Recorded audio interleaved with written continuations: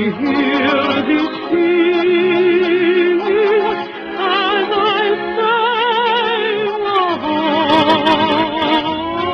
Over 400 years ago, the adventurous Portuguese explorers who discovered and claimed Brazil for the crown of Portugal sailed into this picturesque harbor and called it Rio de Janeiro, or River of January, because they discovered it in the month of January, and they believed the beautiful inlet into which we now sail was the mouth of a river.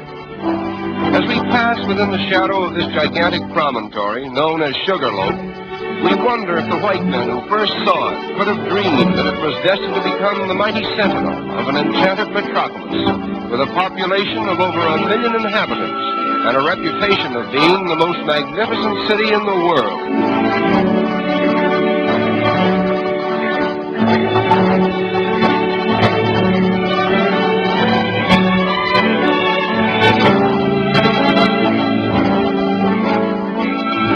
Passenger ships arriving at Rio today literally tie up at the foot of Main Street and immediately become a picturesque part of the skyline, as well as a convenient point of egress to the city itself. Rio de Janeiro is not a manufacturing city. Therefore, there is a preponderance of foreign goods on sale in all the smart shops. Nevertheless, foreign influence has not changed the strong allegiance which the Brazilians have for their native continent. They proudly proclaim themselves South Americans, and they very much resent the North Americans' alleged monopoly of the word American.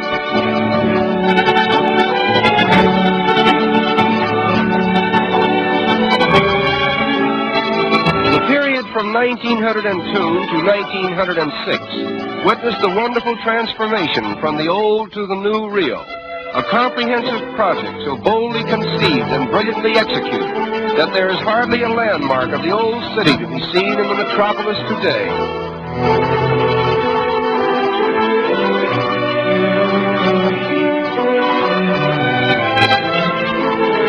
The most unique feature of the clean and spacious streets is the decorative mosaic work that adorns the sidewalks. Almost every block has a pavement with patterns so individual in design that one could find his way about the city by becoming familiar with them.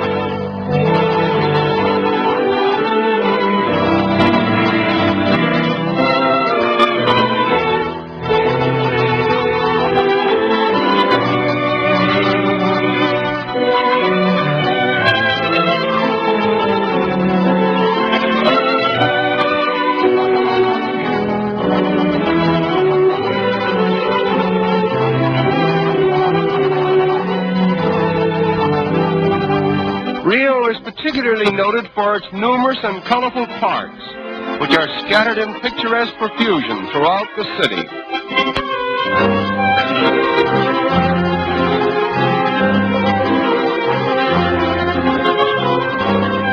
In 1808, the King of Portugal was forced by Napoleon to abandon his country and reestablish his throne in Brazil.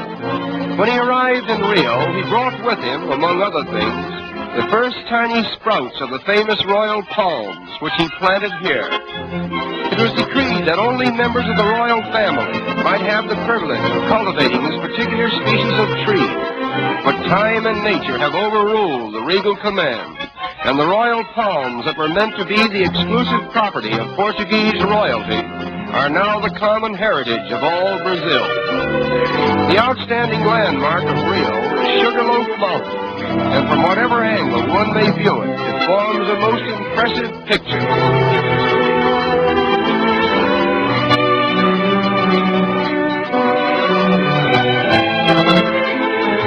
Swimming is one of the most popular sports in this pleasure-loving city.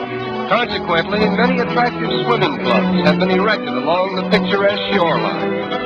The architectural designs of these clubs are unusually distinctive, and many of them are actual reproductions of famous institutions in Spain and Portugal. Among the many fine boulevards in this city of splendor, the most beautiful is the Avenida Beira-Mar, with its marble promenade encircling the waterfront for a distance of 5 miles.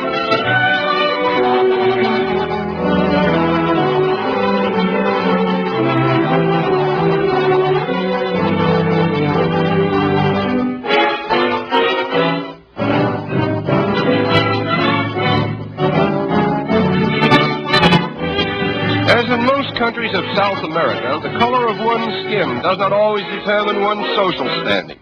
As a matter of fact, the racial color line seems to be so thinly drawn that it has become a haven of toleration for all races. Nevertheless, the Portuguese language still prevails.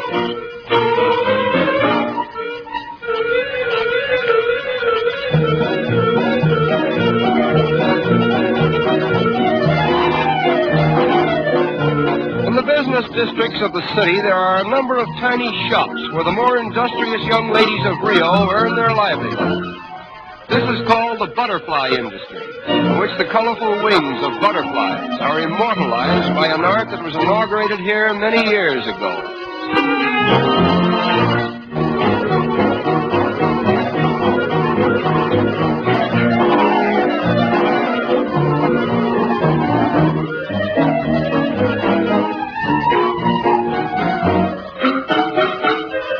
The design is first painted on glass, and the delicate butterfly wings, which have been carefully assorted for their best colors, are cleverly worked into the design and held in place by adhesive tape. Another layer of glass is finally placed over the tape, and the wings, thus preserved, will hold their lifelike colors indefinitely. There are over 700 different species of butterflies in Brazil, and they are much larger and more colorful than those of North America and Europe.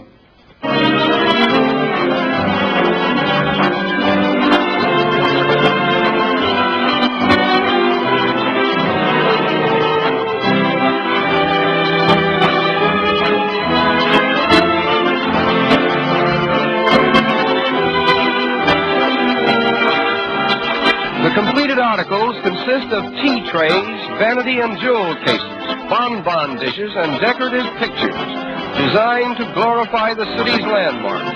And needless to say, the predominating design is Sugarloaf, the center of attraction for all eyes that glory in the magnificence of Rio de Janeiro, the city of splendor.